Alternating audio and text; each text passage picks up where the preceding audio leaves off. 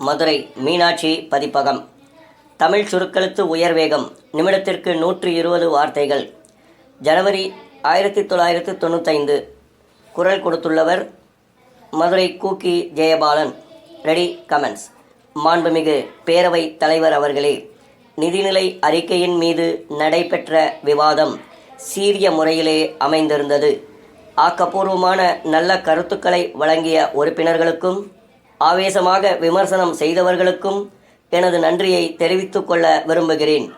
மக்கள் நலனில் மிகுந்த அக்கறை கொண்டுள்ள அமைச்சர் அவர்கள் பல புதிய திட்டங்களை அறிவித்திருக்கிறார்கள். அதற்கான நிதி ஒதுக்கீடுகள் பற்றியும் இந்த அறிக்கையிலே வந்திருப்பதை உறுப்பினர்கள் பாராட்டினார்கள். அவர்களுக்கும் நன்றி தெரிவித்துக் கொள்கிறேன். விலைவாசி உயர்வை பற்றி பலர் குறிப்பிட்டார்கள். அதை நான் மறுக்கவில்லை. ஆனால் அதற்கான காரணம் என்ன என்பதை நாம் சிந்தித்து பார்க்க வேண்டும். தேசிய அளவில் நிலவுகிற பணவீக்கம்தான் பொருள்களின் விலை ஏற்றத்திற்கு முக்கியமான காரணம் என்று பொருளாதார நிபுணர்கள் சொல்கிறார்கள். பொதுவாக அந்த நிலைமை இருந்தாலும் இந்த அரசு தனது பொறுப்பை தட்டி கழித்து விடவில்லை. மக்களுக்கு அன்றாடம் தேவைப்படும் உணவுப் பொருள்களின் விலை ஏறிவிடாமல் இருப்பதற்கான நடவடிக்கைகளை மேற்கொண்டிருக்கிறோம். மத்திய அரசு அண்மையில் பொது விநியோக முறையில் வழங்கப்படுகிற அரிசி விலையை ஏற்றினார்கள். அப்படி இருந்தும் ஏழை மக்கள் பயன்படுத்தும் அரிசி விலை ஏறாமல் உதவித்தொகை வழங்கி அதை ஈடு கட்டுகிறோம். அடுத்து, நாட்டில் வறுமை கோட்டுக்கு கீழே வாழ்ந்து கொண்டிருக்கிற மக்களை மறந்துவிட்டு விளையாட்டுக்கு கோடிக்கணக்கில் செலவிடுகிறீர்களே என ஒரு உறுப்பினர் கேட்டார். அவர் கேட்பது மட்டுமல்ல, நாட்டிலும் சிலர் அந்த தவறான எண்ணப்போக்கில் நடமாடுகிறார்கள்.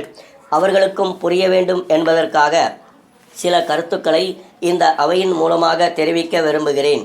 மனித வாழ்க்கை அப்பத்தில் மட்டுமே அமைந்து விடுவதில்லை என்று இயேசுநாதர் சொன்னதாக பைபிளில் ஒரு வாசகம் இருக்கிறது. அதாவது, சோறு மட்டுமே வாழ்க்கையல்ல, மானமும் மரியாதையும் இருந்தால்தான் மனிதனாக சமுதாயத்தில் மதிக்கப்படுகிறான்.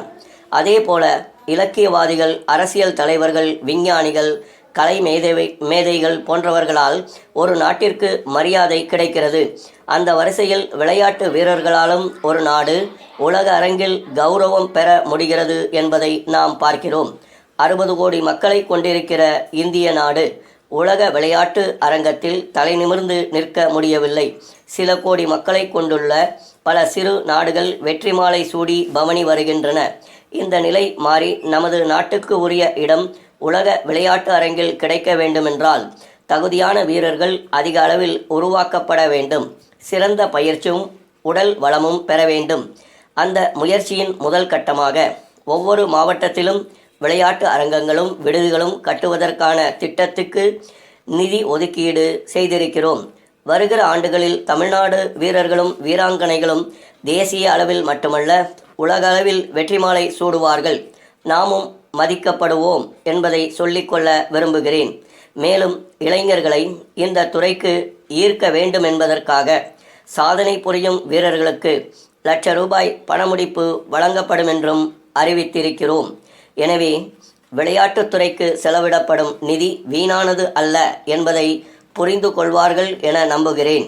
புதிய சர்க்கரை ஆலைகளை உருவாக்க வேண்டுமென்ற கோரிக்கை இங்கே எழுந்தது. அதற்கான ஆய்வுகள் முடிந்துவிட்டன. வருகின்ற ஆண்டில் 4 ஆலைகள் அமைக்கும் பணி தொடங்கப்பெறும் என்பதை மகிழ்ச்சியுடன் தெரிவித்துக் கொள்ள விரும்புகிறேன். கரும்புக்கு ஆலைகளில் கொடுக்கப்படும் விலை கட்டுப்படியாகவில்லை என்ற குறை இங்கே சொல்லப்பட்டது. அதை சீரமைப்பதற்கான ஒரு திட்டத்தை மாண்புமிகு முதலமைச்சர் அவர்கள் வகுத்திருக்கிறார்கள். அதன்படி கரும்பு பயிரிடும் விவசாயிகளின் பிரதிநிதிகளையும் சர்க்கரை ஆலை அதிபர்களையும் அழைத்து பேச முடிவு செய்திருப்பதால் நல்ல முடிவை எதிர்பார்க்கலாம் என்ற அளவில் சொல்லி அமைகிறேன். வணக்கம்.